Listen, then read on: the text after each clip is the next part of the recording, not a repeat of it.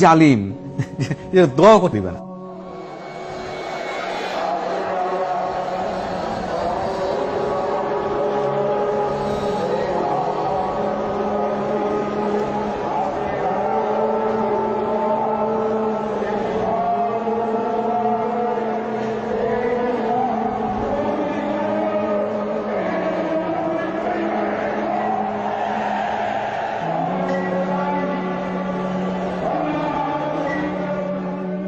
দুপুর থেকে ঢাকার বিভিন্ন পয়েন্টে অবস্থানকারী হেফাজত কর্মীরা মতিঝিলের দিকে আসতে থাকে।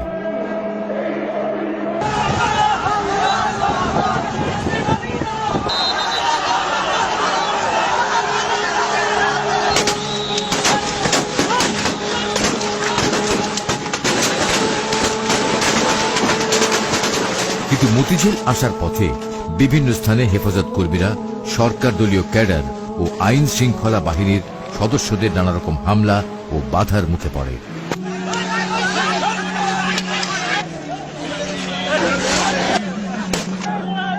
সবচেয়ে ভয়াবহ হামলা করা হয় মতিঝিলের প্রবেশ মুখ পল্টন এলাকায়। এখানে পুলিশ, র্যাব ও আওয়ামী সন্ত্রাসীদের ত্রিমুখী হামলায় হেফাজত কর্মীরা দিশেহারা হয়ে পড়ে।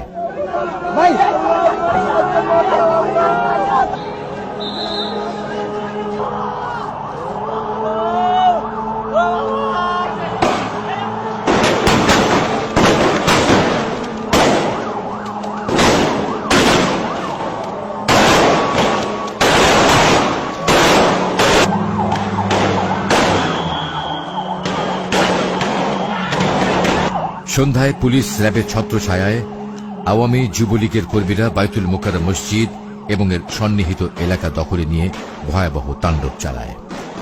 পল্টন এলাকার অফিস, ব্যবসা প্রতিষ্ঠানে ভাঙচুর, লুটপাট ও অগ্নিসংযোগ করে ত্রাসের রাজত্ব সৃষ্টি করে।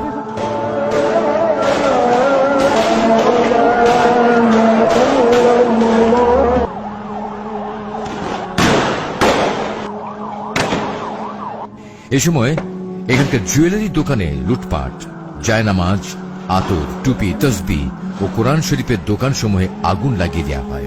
পুড়িয়ে দেয় হাজার হাজার কোরআন শরীফ।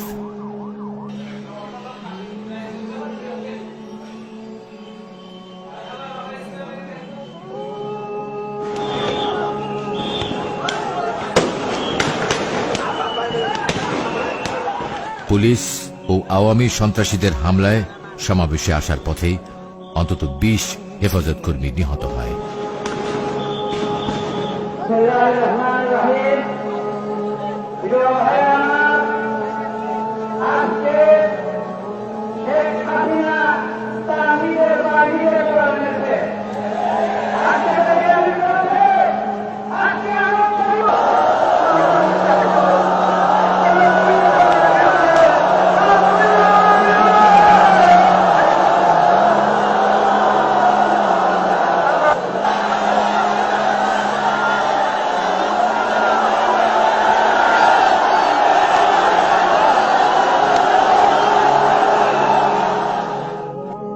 আমাদের কাছে প্রশ্ন করা হয়, ৬টার পরে আপনারা কেন অবস্থান করলেন?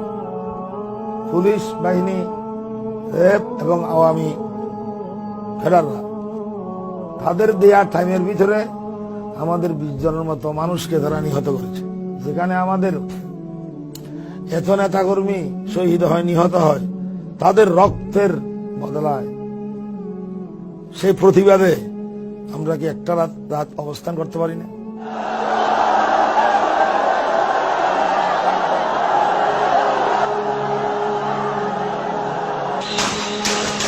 রাত ৮টার দিকে দৈনিক বাংলার দিক থেকে মতিঝিলের মূল সমাবেশে বিপুল সংখ্যক পুলিশ প্রথমবার হামলা চালায়। কিন্তু সমাবেশকারীরা রুখে দাঁড়ালে পুলিশ তখন দৈনিক বাংলা মোড়ে অবস্থান নেয়। এ সময় সমাবেশ স্থলের সমস্ত সড়ক বাতি নিভিয়ে দিলে মতিঝিল ও এর আশপাশের এলাকা অন্ধকারাচ্ছন্ন হয়ে পড়ে। সমাবেশের মাইকগুলোর সংযোগ বিচ্ছিন্ন করে ফেলা হয়।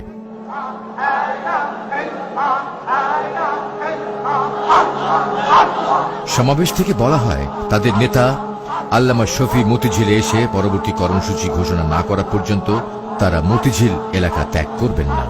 আল্লামা শফি তখন মূলত লালবাগে আইন শৃঙ্খলা বাহিনীর নজরদারিতে আটকে গেছেন। আমি যাওয়ারও পরিবেশ ছিল না, তারপরে আমি কোনো মতে চলে গেছি আগে, এবং আমার ফরফরি হজরত যাওয়ার কথা 1 মাইল 1.5 মাইল চলে গেছে। ক্যাডারদের এই নাশকতার কারণে যাওয়ার পরিবেশ ছিল না।